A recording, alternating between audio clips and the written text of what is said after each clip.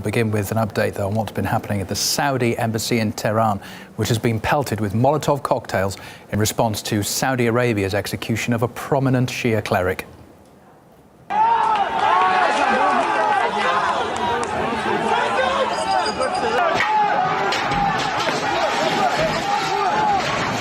Sheikh Al-Nimr was executed along with 46 others on Saturday. They were accused of plotting and committing foreign and domestic terror attacks.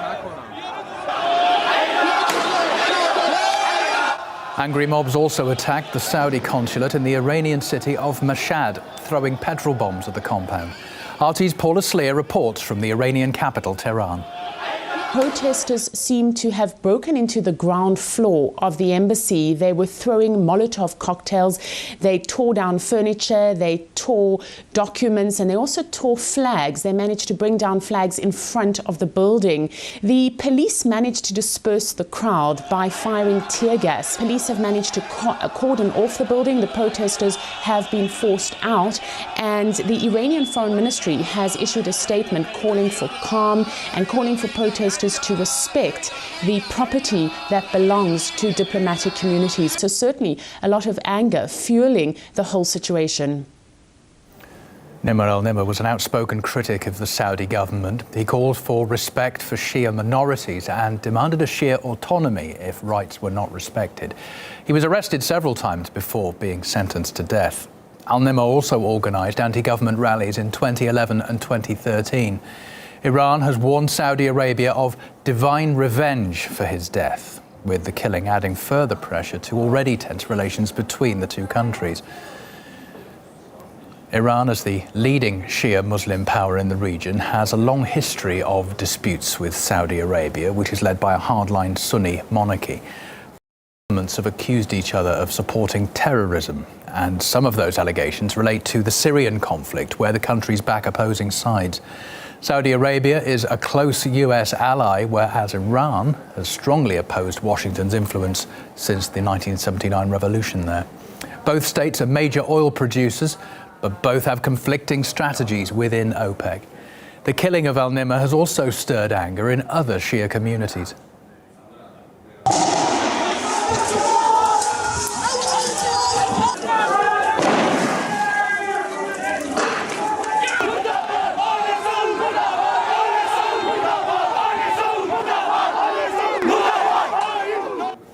Prominent Shia Muslims in Iraq have lashed out at Saudi Arabia and called the execution a service to Islamic State and warned that it's opened the gates of hell.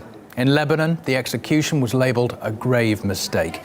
Experts we spoke to say the killing of Al-Nimr is a warning of the growing rift between Shia and Sunni Muslims across the region. The execution of Sheikh Al-Nimr definitely is going to incite more sectarianism in the region and will definitely make the situation worse in different places, not just in Saudi Arabia. And so this is one of the reasons why so many people were calling out the Saudi government and demanding that he not be executed. A death penalty carried out against him is clearly an effort to stoke sectarian tensions between Shias and Sunnis throughout the region. So this is clearly going to foster instability in the Middle East, throughout the entire Muslim world. The US State Department also weighed in, warning its close ally Saudi Arabia against escalating sectarian division. The execution of prominent Shia cleric and political activist Al-Nimr risks exacerbating sectarian tensions at a time when they urgently need to be reduced. Human rights groups stress that the killing is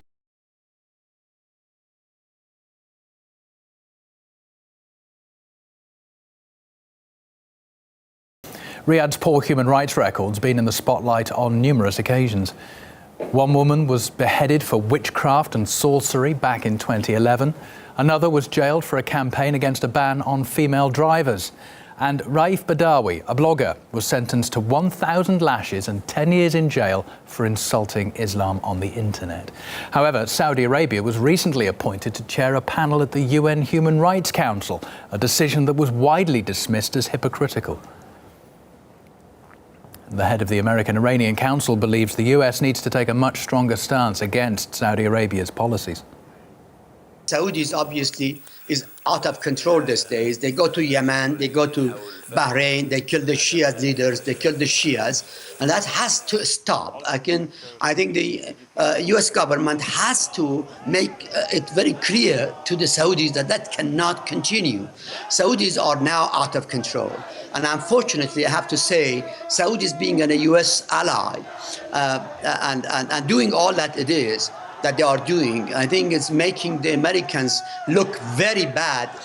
The U.S. government must do much more than it has done by just criticizing the Saudi Arabia. It must condemn and it must tell the Saudis that they have to stop it.